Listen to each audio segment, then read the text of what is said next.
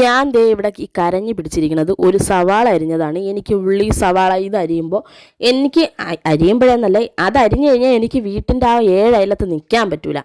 അത്രയ്ക്ക് കണ്ണുനീറ്റലായിരിക്കും. പിന്നെ എനിക്ക് ചെറിയൊരു തൊണ്ടവേദന ഉള്ളതുകൊണ്ടാണ് എൻ്റെ സൗണ്ട് ഇങ്ങനെ ഇരിക്കുന്നത്. അപ്പോൾ ഫസ്റ്റ് ടൈമായിട്ട് ചിക്കൻ കറി വയ്ക്കുകയാണ്. ചിക്കൻ കറി ഞാൻ ഇതിനു മുമ്പ് വെച്ചിട്ടുണ്ടെങ്കിൽ ഇത്രയും കാര്യമായിട്ട് ഞാൻ ആദ്യമായിട്ടാണ് വെക്കുന്നത്. ചട്ടി വെച്ചു, പിന്നെ എല്ലാം അമ്മ പറഞ്ഞു തന്ന പോലെയാണ്. പിന്നെ ഇത് കഴിഞ്ഞിട്ട് ഞാനും അമ്മയും കൂടി ഒരു വലിയ യുദ്ധം ഉണ്ടായിരുന്നു. കാരണം അമ്മയാണ് മുളക് പൊടി മല്ലിപ്പൊടി എല്ലാം ഇട്ടത്.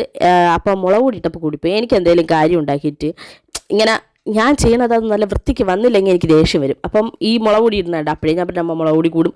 എനിക്ക് ഒട്ടും എരിയും കൂടി കഴിക്കാൻ പറ്റാത്തൊരു ആളാണ്. എരിയെന്ന് വെച്ചാൽ പുതിയ മുളക് പൊടിയും കൂടിയായിരുന്നു, വായിൽ വെക്കാൻ പറ്റാത്ത എരിയായിരുന്നു. പിന്നെ എന്ത് ചെയ്ത്, പിന്നെ അമ്മ ഉരുളക്കിഴങ്ങൊക്കെ ഇട്ട് അത് സെറ്റാക്കി എടുത്ത്. പിന്നെ നിങ്ങൾ ചിക്കൻ വാങ്ങണ പറയുകയാണെങ്കിൽ കോഴിയുടെ കാല് ഫ്രൈക്കെന്ന് പറഞ്ഞു വെച്ച് ഇതുപോലെ കിട്ടും, ഇല്ലെങ്കിൽ അവരതും കൂടി കട്ട് ചെയ്യും. അങ്ങനെ അതേ അടുപ്പൊക്കെ എല്ലാം സെറ്റ് ചെയ്ത് അടച്ചു വെച്ച് ഇതാ ചിക്കൻ കറി ഇതാ റെഡി ആയിട്ടുണ്ട്. ഇനി നമുക്ക് ചപ്പാത്തിയും കൂട്ടി രാത്രി തട്ടണം.